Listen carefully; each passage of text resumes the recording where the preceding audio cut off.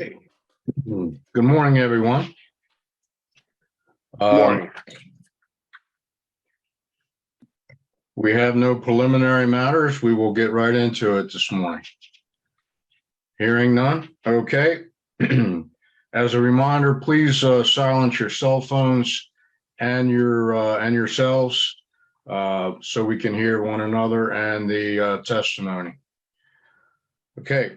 Good morning. You are attending the Animal Matters Commission hearings for December 5th, 2022. The Animal Matters Commission was established and is conducted in accordance with Article 12 of the Anne Arundel County Code. These are administrative hearings, and by nature they are informal, which means you are not hampered by rules of evidence. However, please be aware that you are still testifying under oath.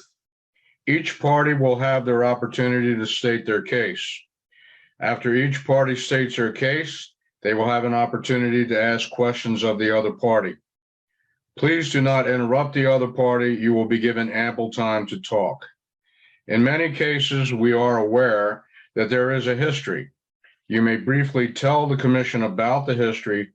However, please focus on the issue at hand. After each case, the commission will have open deliberations. During these deliberations, the public may not participate. If the commissioners have an additional question, you may answer that question. No further information will be heard and a decision will be rendered. This decision is a recommendation to the chief of police or their representative. The recommendation of the commission will be taken into consideration and a final decision will be made by the chief of police or their designated representative. If, as a defendant in the case, you are unhappy with the decision of the commission, you may appeal. For citation cases, appeals are made through the District Court of Maryland. For administrative orders, potentially dangerous or vicious orders, appeals are made through the County Board of Appeals. Please call the first case. Thank you, sir. Our first case today, we have Animal Care and Control versus Timothy Riordan for the appeal of the mandatory spay-neuter for Willie the dog. All parties who have an interest in this case who wish to testify may now come forward to take the oath. Please utilize Zoom's raise hand feature, and I'll add you in one at a time and get you all sworn in at the end. Now, I do not see Mr. Riordan present. I will reach out at the number he provided at the time of his redemption.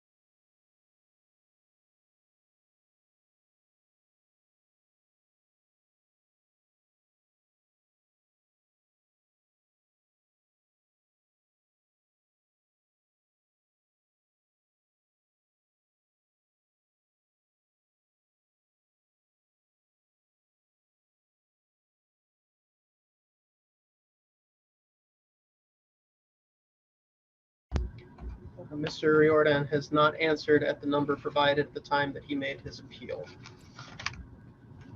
Okay, and the just to recap, I believe this case deals with the dog Willie being at large at least twice. Mr. Riordan, I believe, and Mr. Hall, correct me if I'm wrong, he got the notices certified? Or Notices were sent to him. Let's see, get you the exact date. November 17th. Okay, well, we know what the rules say. So I believe the order does look valid. He was given notice. So do I hear a motion? Well, I make a I'll motion make a that we, go ahead. Oh, go ahead. No, please, you. I think we were both going to make a motion that the mandatory spay neuter be upheld. Agreed. I second. If the appeal be denied? Would that, I think. Correct. Yeah. Correct. Okay. So we have a motion that the appeal to appeal against the mandatory spay neuter be denied. Do I hear a second? I second. Okay, all in favor? Unanimous? Okay. All right, next case. Our next case, we have Animal Care and Control versus Maria Medrano for the appeal of the mandatory spay neuter for Enzo the dog. All parties who have an interest in this case who wish to testify may now come forward to take the oath. Please utilize Zoom's raise hand feature, and I'll have you added in one at a time and then sworn in all together at the end. Let's see, I see the defendant.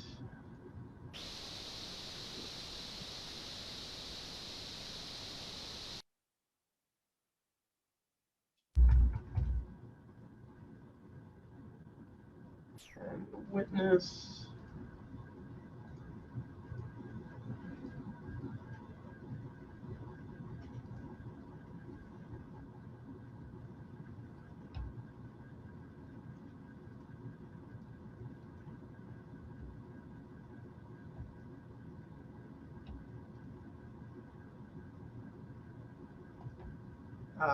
Ms. Ruby, if you would unmute and state your name and address for the record. My name is Ruby Medrano. My address is 7915 Putney Terrace, Glenburnie, Maryland, 21061. Thank you. And Miss Maria is the registered owner of the dog. Is she present? I'm her oldest daughter. Does she have to be present? If so, I can get her in here, but I just didn't know if that was mandatory. Yes, she is the registered owner of the animal. We would need her. Okay, could you give me 1 second? Certainly. Miss Candace, if you would unmute and start your video if possible.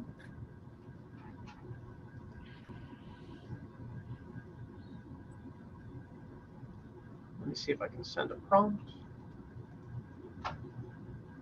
There we go.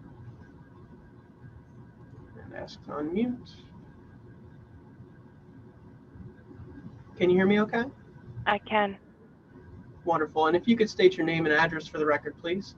Candace Moose, 603 Myers Court, Severn, Maryland, 21144. Thank you kindly. Just hang out for a moment. Once we get Miss Medrano in, we'll have everyone sworn in and we'll be good to proceed.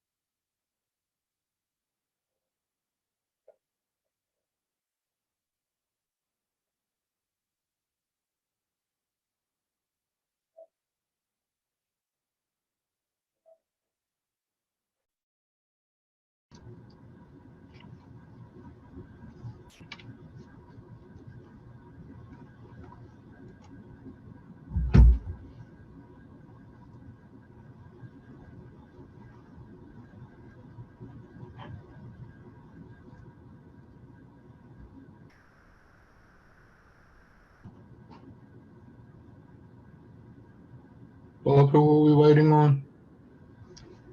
We are waiting on the registered owner of the animal, Maria Medrano. Okay, and just one question prior to beginning. Is the animal Enzo and Oren the same one? Yes, sir. So that was when a stray comes into the shelter and we don't know its name, we make one up. Okay, So first time we met the dog. so the Oren and the Enzo are the same animal. Yes, Okay, sir. thank you.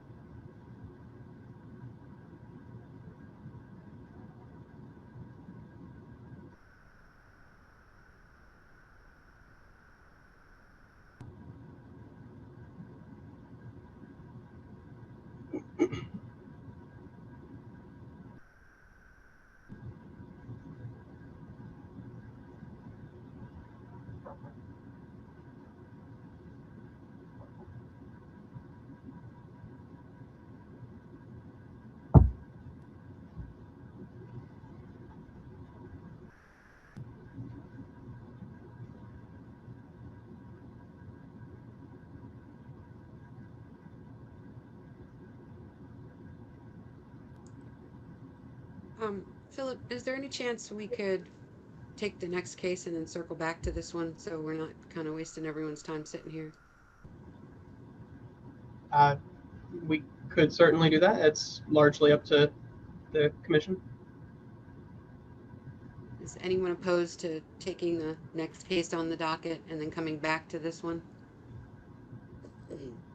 I'll make a motion. Miss Moose, I mean, she's here now, ready to rock here. I don't know what are we waiting on right this second?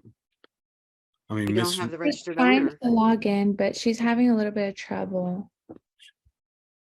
she's having trouble logging in. Okay. Yeah, I mean, if you guys want to move on to the next case, I'm fine with that too. But I mean, I'm fine. If she was like on the precipice of getting in, I figure why move on.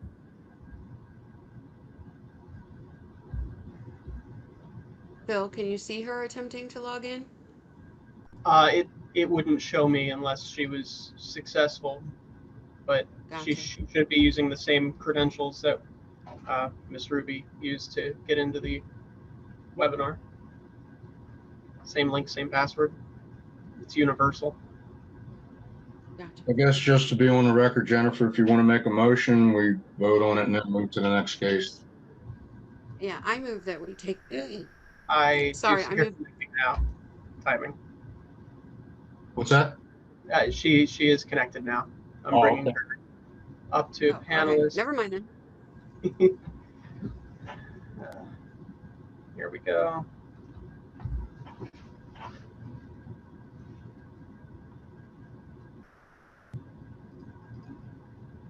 Ms. Medrano, I see you connected now. If you would start your video and audio if possible.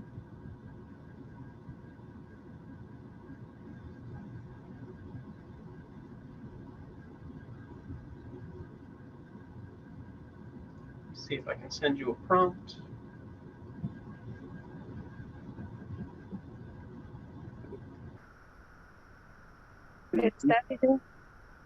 Alrighty, I can hear you now, and I see your video popping up. There we go. Yes. Good Can morning. you? Good morning. Yes, I'm the owner for Enzo. Yes, ma'am. Can you hear me okay? Yes, I can hear you. Wonderful. If you would please state your name and address for the record. My name is Maria Medrano, and my address is 7915 Putney Terrace in Glenburn, Maryland, 21061. Thank you kindly. And is the gentleman with you going to be testifying today? Can Or just repeat you? that? The gentleman I saw with you, is he going to be speaking today, or? was he just helping you connect? Yes, my husband speak English. Yes, sir. Are you looking to testify today, sir? Yes. If you would please state your name and address for the record. Jose Medrano, 7915 Putney Terrace, Glen Burnie, Maryland, 21061. Thank you kindly. And if everyone would please raise your right hand. Do you declare and affirm under the penalties of perjury the testimony you're about to give is the truth, the whole truth, and nothing but the truth? Yes. Yes. Yes. Yes. Thank you kindly. If you would please remain muted unless called upon to speak, and we are good to proceed. Thank you.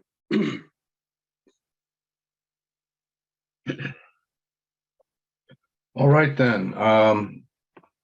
I see that you have appealed the mandatory stay of Enzo. So you will testify first and give us your reasons therefore. Okay, the floor is yours. Okay. The problem that he's been getting out is that we was both working, and my little kids and my 15-year-old kid, they were home. And so usually, you know, their little kids is a 9-year-old, a 10-year-old. So they're not really mature enough to make sure that, you know, take care of the dog. So right now, my wife will not be working anymore. She's not working. She'll be home from this day on. So we'll make sure that Enzo is taken care of and not be getting out anymore. And so, go ahead, Ruby. We read with research of neutering that it can mess with proper growth and hormone disruption. Enzo's really young, so we want him to grow up and live a healthy life. And we heard that neutering could mess with that and even develop orthopedic related diseases, which can mess with his hip mobility and usage. He is a really small dog, so that would really hurt him. And in the beginning of us having him, he did hurt his right arm, so that would only worsen the problem. And we understand that he got out a lot due to like our little or my little siblings like having doors open, but we spoke with them and we fixed like any holes we had in our gates, so that won't be a further problem in like having Enzo back in our home. And he is purebred, so we wanted him to have purebred babies since his mom and dad did as well.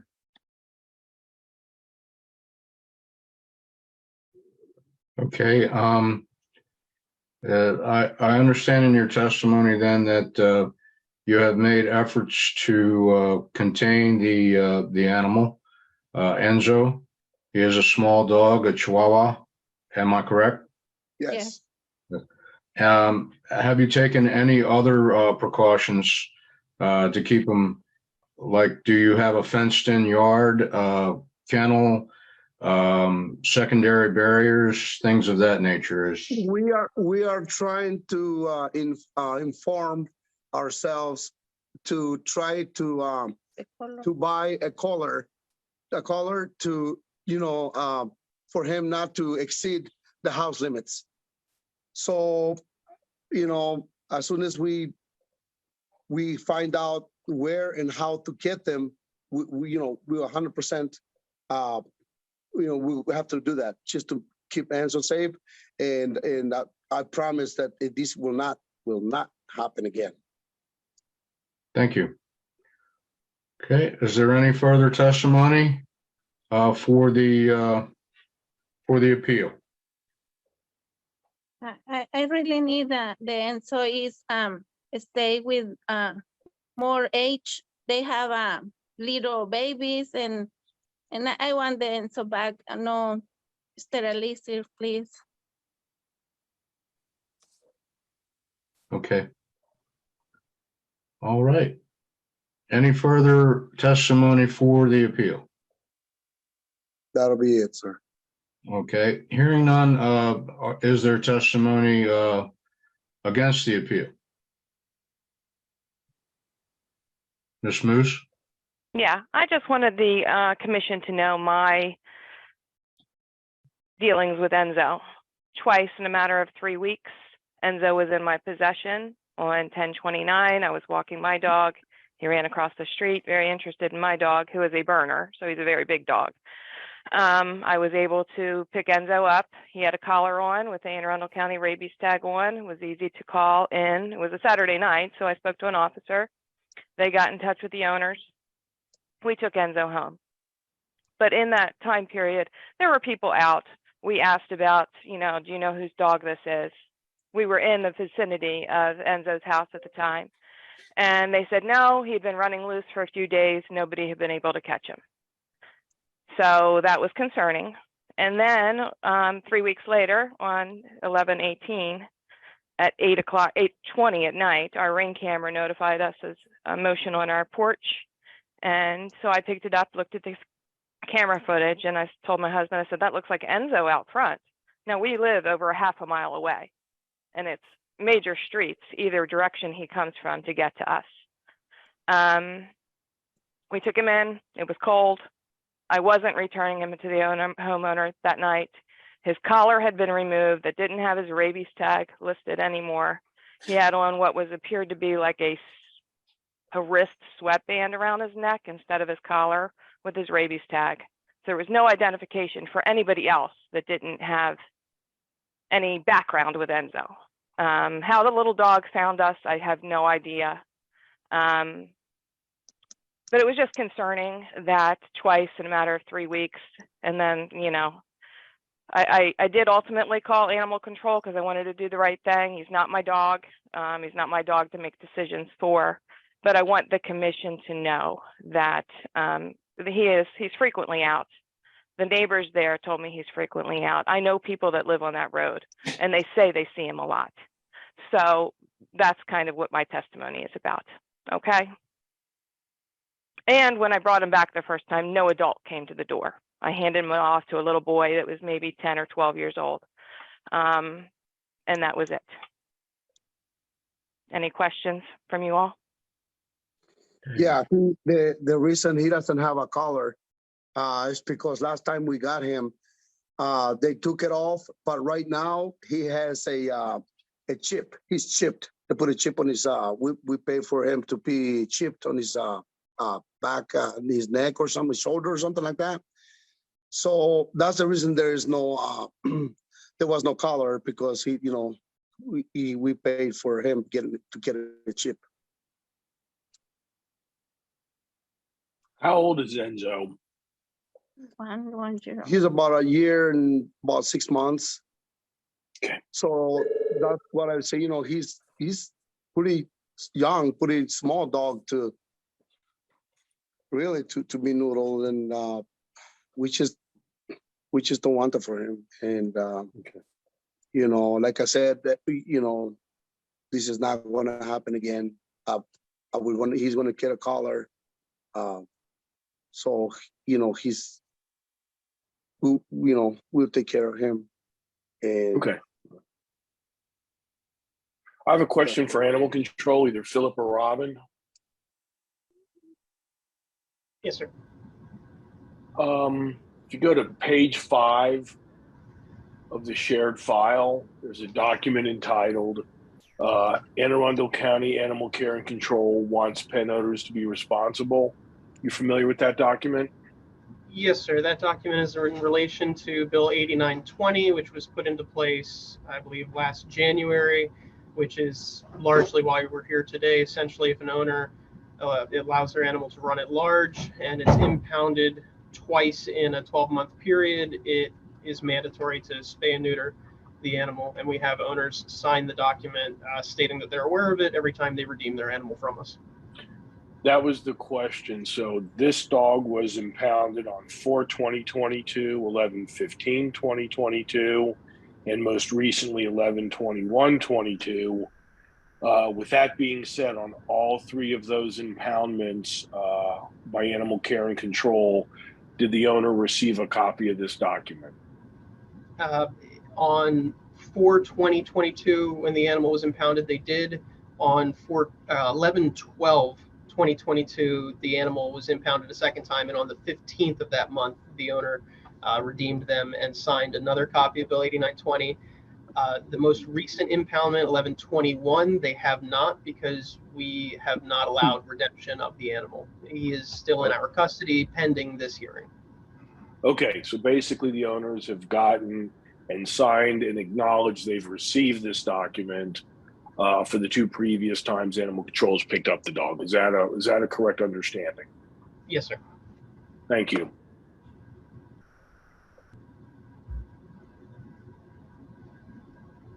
Are there any further questions? Any further testimony, questions from either? No, sir. Okay, hearing none, then I imagine we will close for deliberation on this issue. Okay.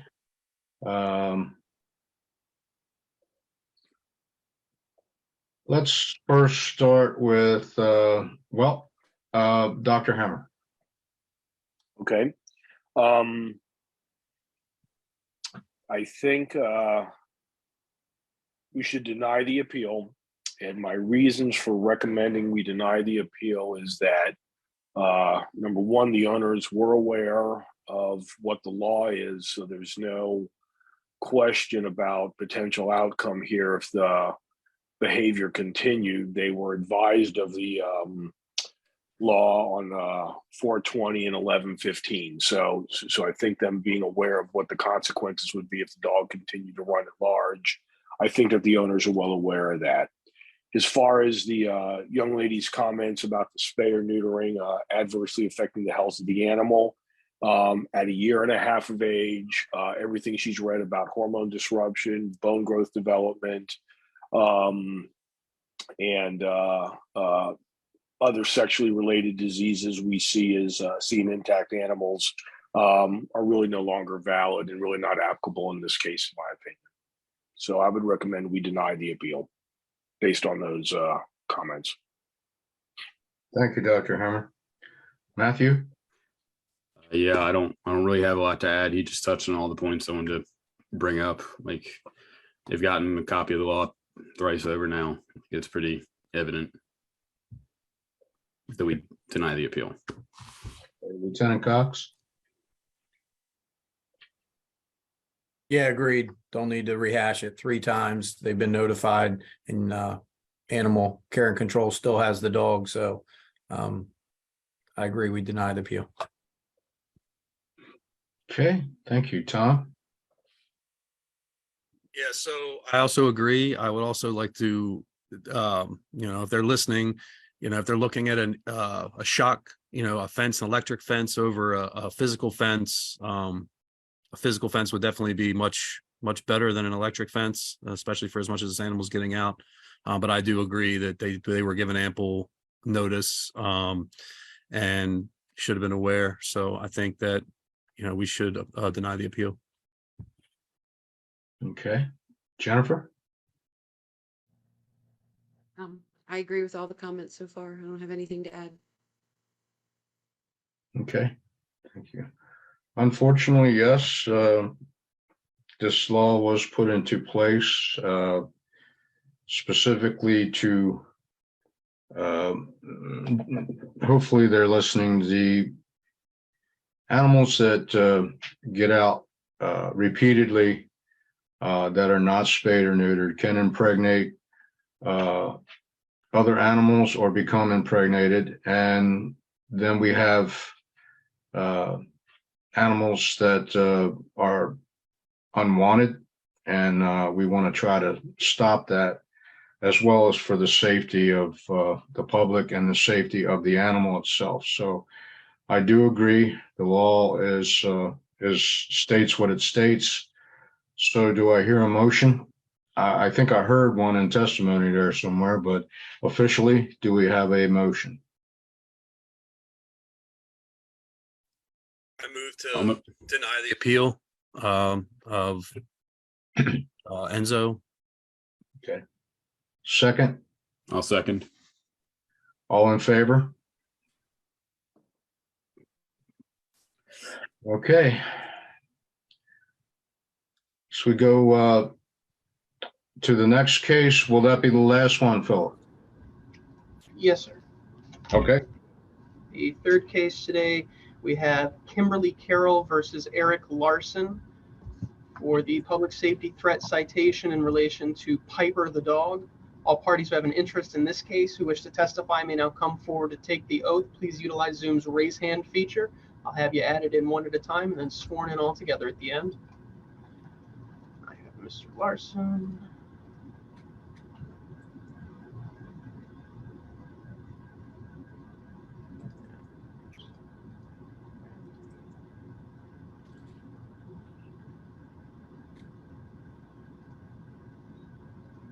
Let's see, Miss Carroll.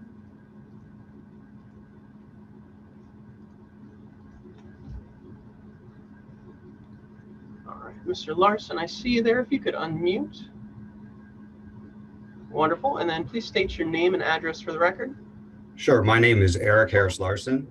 My address is 159 Drexel Drive, Severna Park, 21146.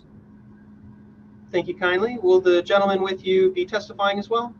Yes, sir. If you would, please state your name and address for the record. Sure. My name is Jason Carlin. I'm at 157 Drexel Drive, Severna Park, also 21146.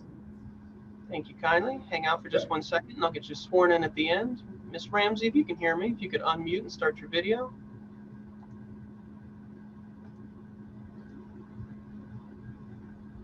Let me see if I can send a prompt.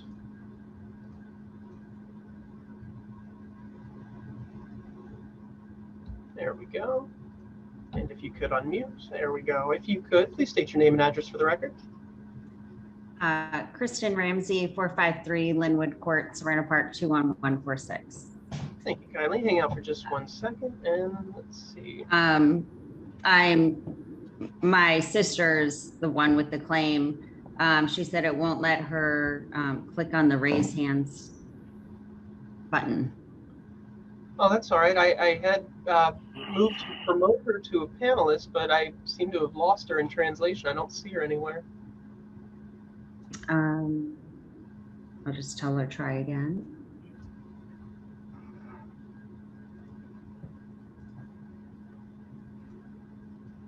Is she still showing active? No, I don't see her anywhere in my list anymore. That's strange.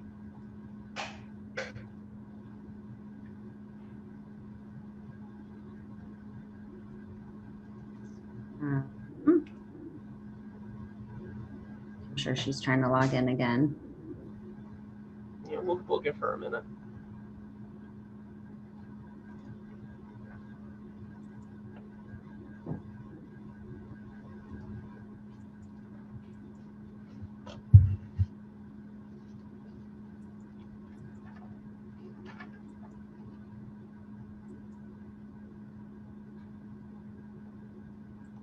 See if I can send her a direct link here.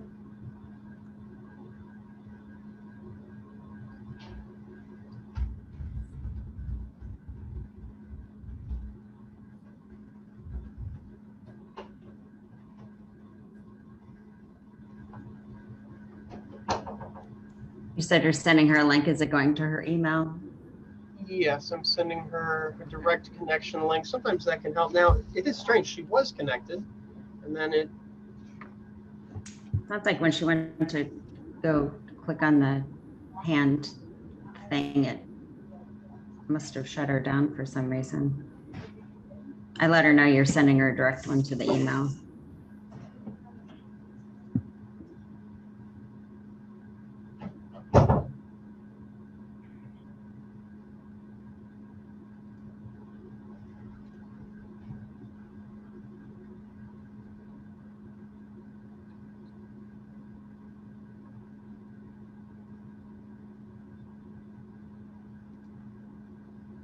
All right, I see her reconnected. Let me bring her up to panelist. Oh, reconnected twice. Well, let's try both.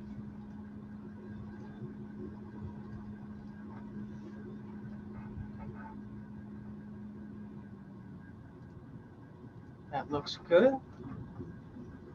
Let's see.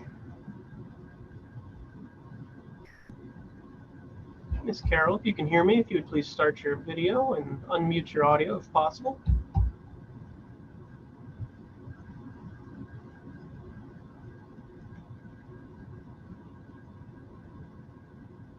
Let me see if I can send a prompt. Oh, nope, you got it. Can you hear me okay?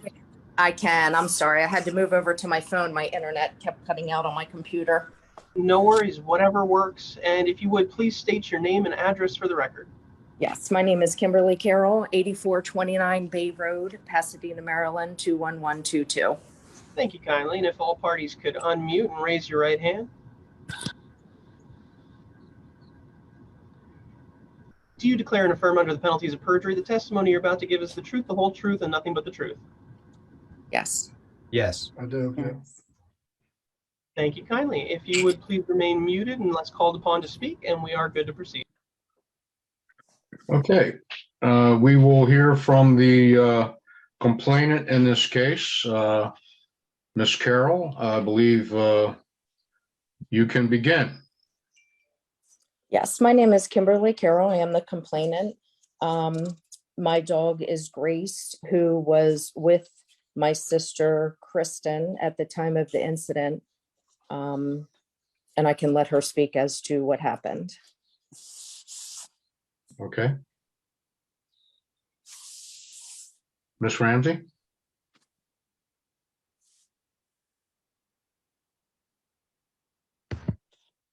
Sorry.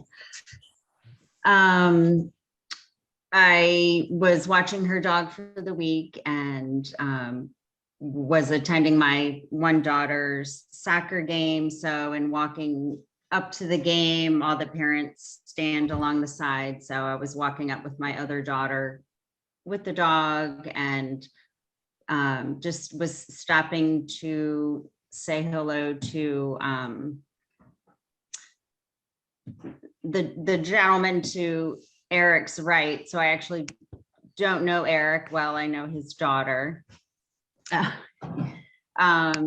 And there's another couple on the other side that I know. So just saying hi before we went to get to our spot. Anyway, his dog was on a leash and sitting next to him, and I believe it's a girl. And our Grace was just walking around us. I had her on a leash as well, as we were just saying hi, and went over, sniffed around the front of the dog, and is just sniffing the grass and walking around, and everything was fine. And then as we're getting ready to walk to go get a seat, Grace was still sniffing around the grass and went and sniffed her backside. And as soon as she did that, the dog snapped at her and very aggressively, and Grace, barked and snapped back. And then his dog just lunged again as she was running away and grabbed her, like her back thigh, butt kind of area, and had it on so tight. And she's very small. She's probably like 6 or 7 pounds maybe. So I had to actually like pick her up and kind of rip it out of her mouth. And it was an awful situation for everybody. So after I did that, she's going crazy and trying to run. I pulled her away and I walked down to get away, and I'm upset. My daughter's crying. Just sat down and tried to calm down and wrapped her up in a towel. Someone had brought up a towel that was behind us that had one in the car just to calm her down. So wrapped her up. And then luckily another mom that was leaving the field before us, or that had just played, had come over, and she was like, I just saw what happened. Is the dog okay? She's like, I'm a vet. Would you like me to look at her? So luckily that happened. So she had her walk around on the ground, and she was still shaking and stuff, but said she doesn't think the puncture was too deep, and kind of advised how to keep it clean and whatnot until, you know, we got her to the vet and whatnot, so. Okay. Is there anything else from the complainant at this time? No, when I did get back and from being out of town, I did take Grace into the vet and she was put on, I believe a 7 to 10 day antibiotic because it had started to get infected. And I did reach out to Mr. Larson, who did cover that vet bill, which we appreciated. And, you know, just wanted to say, I know a lot of parties know each other. Just wanted it on record, just in case, you know, moving forward, hopefully there's not another incident, but that it would be on record that there had been, you know, an incident, which is why I filed the complaint.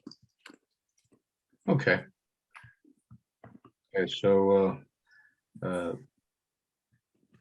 was like an amicable discussion between the two of you. Yes, I submitted the email as well. Right. I had emailed that over.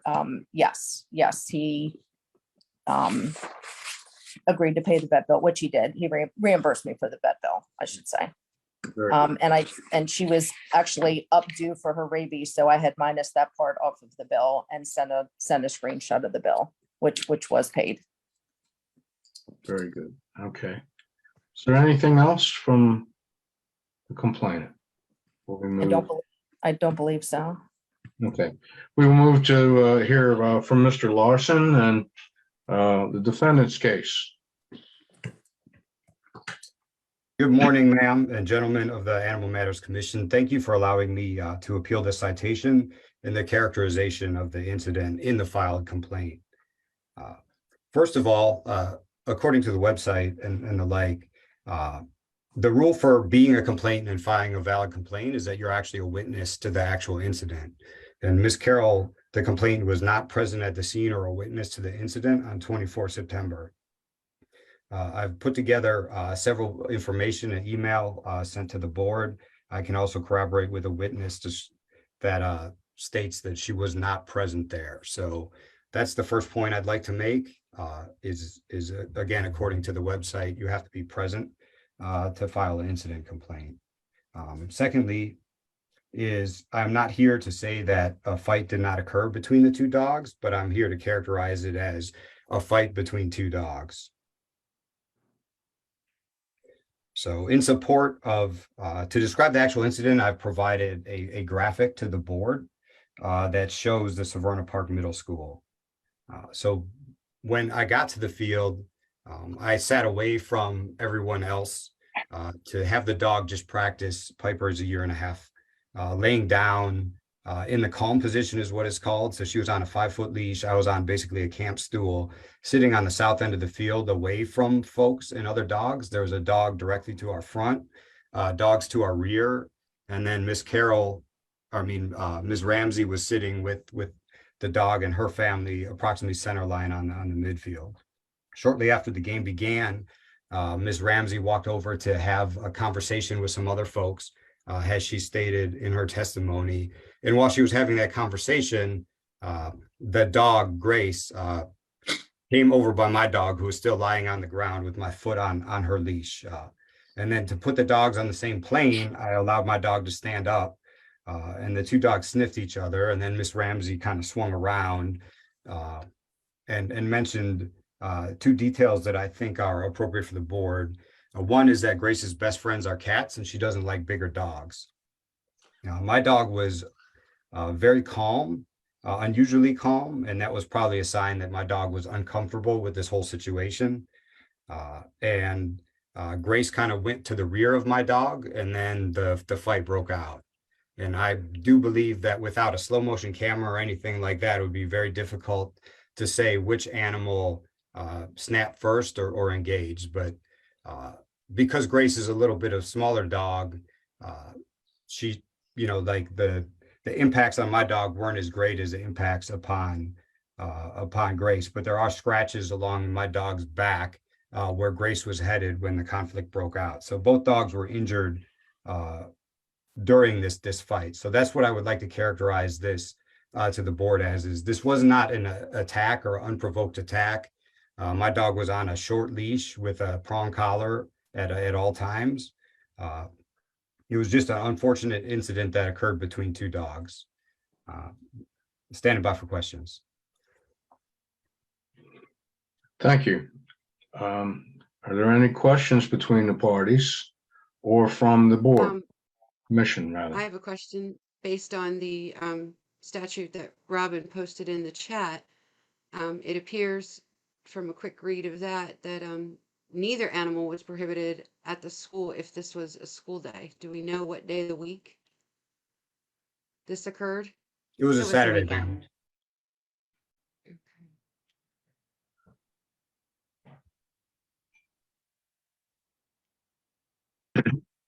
Can I assume maybe Connor has to answer this? I'm not sure, but the other criteria in that statute is that it can't be in a public recreation area, which the school would qualify as, where an organized activity is being conducted, and I assume that would apply to the soccer. So, Connor, or I'm sorry, Corinne, you might want to correct me if I'm wrong, but from my reading, neither dog should have been on, or none of the dogs should have been on the field that day. Is that correct? Maybe Lieutenant Cox can answer. Yeah, and a follow-up to that would be Mr. Larson's first comment in terms of who can file the complaint, who has standing. So if Curran or Officer Cox could give the board some knowledge on that or some enlightenment on that, I'd appreciate it.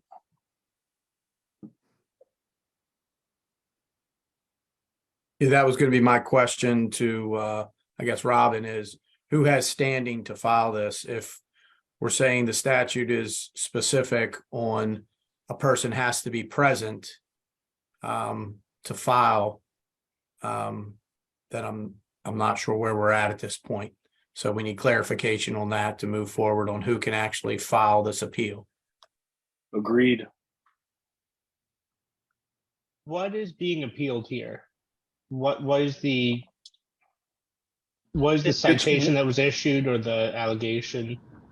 It's the citation that the commission's going to determine to uphold or dismiss. It's a monetary penalty, I believe.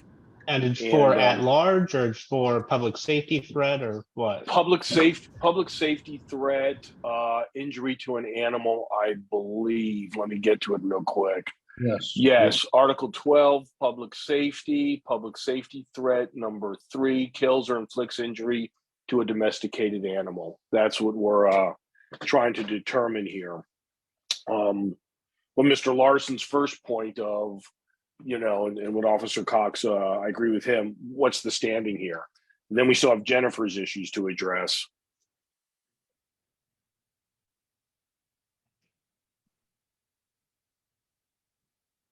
All right. So the citation was issued based on an affidavit, I would assume. So the affidavit has to be filed under oath by an individual with personal knowledge of what happened. It's not so much a standing issue. It's the affidavit has to be sufficient to supply probable cause in order to issue the citation. So it's whether the commission believes that there was probable cause for a citation to issue in this case. Okay. So, Corinne, is the case simply captioned as Carroll versus Larson because Ms. Carroll is the registered owner? Okay. And otherwise, the case would be captioned as Ramsey versus Larson. The affidavit of complaint was submitted by Ms. Carroll in Ms. Carroll's name. When this goes to the district court, it'll be Arundel County. So this is Animal Care and Control's captioning based on who submitted the affidavit, I assume. But the issue here is a citation issued by Animal Care and Control. So it's a county issued citation. Was the citation issued? Was the citation issued correctly then? Because Miss Carroll did not witness anything. She has knowledge, secondhand knowledge, but she doesn't have firsthand exposure. So is the citation valid, I guess? In the affidavit of complaint instructions that we include on our website, along with the affidavit of complaint itself, the third item does state the person completing the form must be 18 years of age or older and must have witnessed the violation. A person may not complete an affidavit of complaint for another person. Now, the affidavit of complaint, when it was submitted in Miss Carroll's name. The statement of facts reading, my dog Grace was being walked on a leash and walked by Eric's dog on leash as well. As Grace walked away from Eric's dog, it lunged and bit Grace and then lunged again, grabbing and holding onto her. My sister, who had Grace on leash, had to grab Grace and rip her out of Eric's dog's mouth because it would not let go. Grace is left with 2 puncture wounds. My sister, Kristen Ramsey, should you need to speak with her as well. At no point did that state that the complainant was not present. So that is why the citation was issued. Okay, but then Mr. Larson's point is valid then, because you do on the website state that the person filing the complaint has to have witnessed it, and Miss Carroll did not witness it. Yes, sir. That's my understanding. Is that Yes. correct? Yes. Okay. Okay. So Thank you. For clarification here, it sounds like to me that Miss Ramsey needs to file and not Miss Carroll. Is that where we're at this point?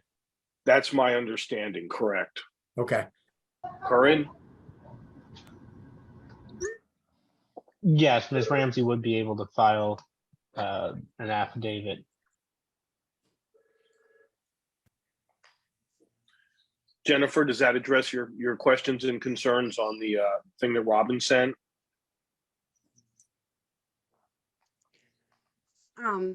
Well, who filed the complaint was, I guess what I was trying to get at, based on the statute that Robin posted, whether or not either dog should have been at the field that day. Everything I'm reading says that neither dog was allowed there. Am I reading it wrong that as long as they're controlled by a leash, they can be there? I mean, I'm seeing prohibition without permission of The proper authorities, which would be Internal County Public Schools. Right, it does say that. But it says may not unless the permit animal Unless it's controlled by a leash. Unless it's on leash, yeah. Oh, and okay, that's what I didn't. All right, so okay. I was just trying to establish whether or not either animal should have been there. I guess it's even if the complaint was improperly filed, since there's a chance that it could be refiled, I think the facts of the case might still warrant some discussion from the board, simply because it could alter future events.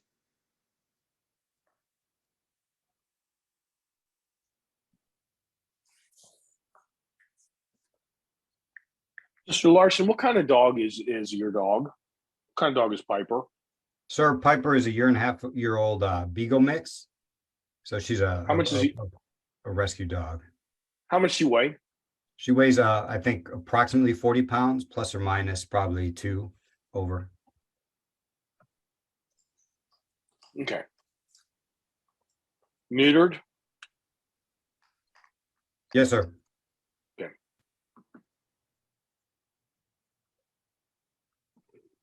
Okay, so I think, are we clear on the questions that were out there? I believe that kind of boils down to whether or not the affidavit was properly filed by a witness. Is that clear to everyone? Did we get a response on that? Yes, I believe we did. Okay. Are there any other questions, concerns from any party this time? If not, hearing none, the commission will begin its deliberation on the matter. Okay, we shall begin deliberation. And I would imagine with this, let's start with Jennifer. I think we're all kind of in agreement here that the complaint was improperly filed. Therefore, I don't think we can go forward on this. We would have to dismiss the case accordingly. However, since there's a likelihood that it might be refiled, I just, based on what I heard from both parties and what I read in the file, I'm not 100% convinced that anybody could really tell who the aggressor was in this. I think it was an unfortunate incident. I think Miss Ramsey's intentions were just to go say hi, and no one could have predicted how the dogs reacted. But Mr. Larson, he certainly didn't invite any of this. He was purposely staying away from all of it. I'm not 100% comfortable with even, with the idea of which, like I said, which dog would be the aggressor. It seems like both dogs might have gotten injured in this. So in any event, even if the complaint had been properly filed, I would be inclined to uphold the appeal and dismiss the public safety threat anyway. Yeah. Just to be clear, to the commission, I believe we're looking at a $50 fine for the allegation of the inflict injury to the thing. And the other thing that was raised here is sound like they were all at a soccer game, and there was several individuals that just bring their dogs on leashes, their pets on leashes, and sit in the bleachers, which I do believe might be a invitation to some trouble. But anyway, let's move on. Lieutenant Cox? Yeah, I just think for us to even look beyond what happened and the incident itself and dog should have been there, should not have been there, is probably overreaching on our part because we have something that's filed improperly. Now, I don't know, maybe someone on this panel can say the time frame, can they file again legitimately, and is there a time frame when they need to do that? That's my only question.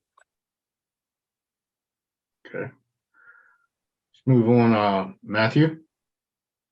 Yeah, I honestly don't have a lot to add. Whether this was filed improperly or properly, I would have been leaning towards dismissal either way. I mean, Mr. Larson was already gracious enough to cover the vet bills when it's not entirely clear who was the aggressor in this situation. So, I mean, dismissal because of improperly filed or dismissal because that's what I was leaning towards anyway. That's where I'm at. Thank you. Dr. Hammer? Yeah, so I tend to agree with everybody. What impresses me is the fact that this is still an amicable situation between neighbors, and Mr. Larson is demonstrating to me that he's trying to be a responsible pet owner and working with this rescue dog to make it a more socially interactive pet, which I think is fine.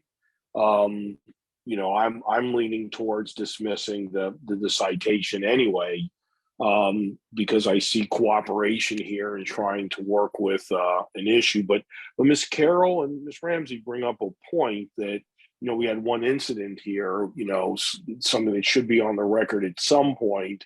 And that's the thing that I'm having a tough time wrestling with. We want to try and eliminate these threats to public safety by documentation of having past histories. And the tough part I'm having, like everybody else has discussed, is who really was the aggressor here. I don't think the owners, I think the owners were acting properly. And I just think the dogs were being dogs and we had an adverse event. That's really the extent of it. And I really can't add much more than that. Everyone else seems to have hit all the major points that I agree with. Thank you. Tom? Yeah, you guys said it all.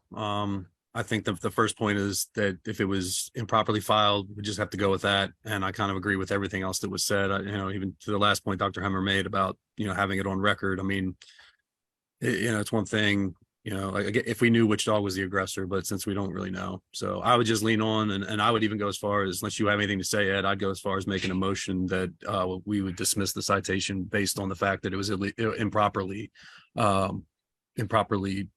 created. Okay. Yeah, I agree with everyone's points. They are working together. I mean, it looked like Mr. Larson worked with it from the get-go. So, and they just want it on record. Whether they're satisfied with this or not remains to be seen. So I don't believe that the $50 fine on top of it is warranted. And from what I heard, I take that the complainant really wasn't interested in any additional fine. It just wanted it on record. The problem with having it on record, though, right now is we're not dealing with a potentially dangerous that we could downgrade to a warning. We're dealing with a citation. So in as much as the citation is the only thing that's in front of us, and it sounds like that we're pretty much on target with dismissing that citation, do I hear a motion?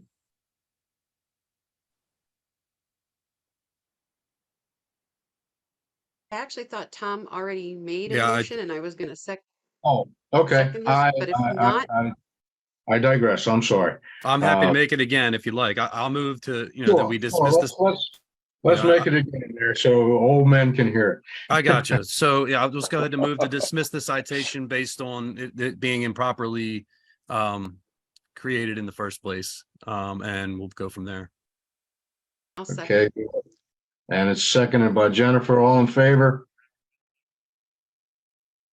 And once again, unanimous. Okay. No more cases, Mr. Hall? That ends? That is All correct, sir. It would be on to the minutes. Okay, that's right. Everybody take a couple minutes and browse through the minutes from last meeting, and then we will, if nobody has any issues with them, if they're all accurate, and they look accurate to everyone, we will entertain a motion to accept the minutes.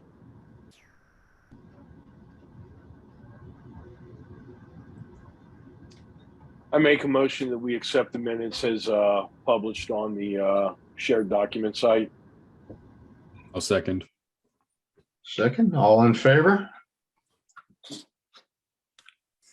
All righty then. And if I'm not mistaken, I guess the next hearing would be January 2nd. January 2nd is a county holiday. We would actually be on the 9th. Okay, I'm glad I. Very good. That would be good. And I hope everybody has a great holiday season, and we will see you in the new year. Do I have a motion to adjourn? Thank I'll you, make a motion to everybody. adjourn. Second, Seconded. all in favor? All right, guys. Have a great holiday season, y'all. You Be too. careful in the new year. Happy Thanks, Ed, you holidays too. to everybody as well. Thank you. Holidays, guys. Thank you all. Take Have a care. good one. Bye, guys.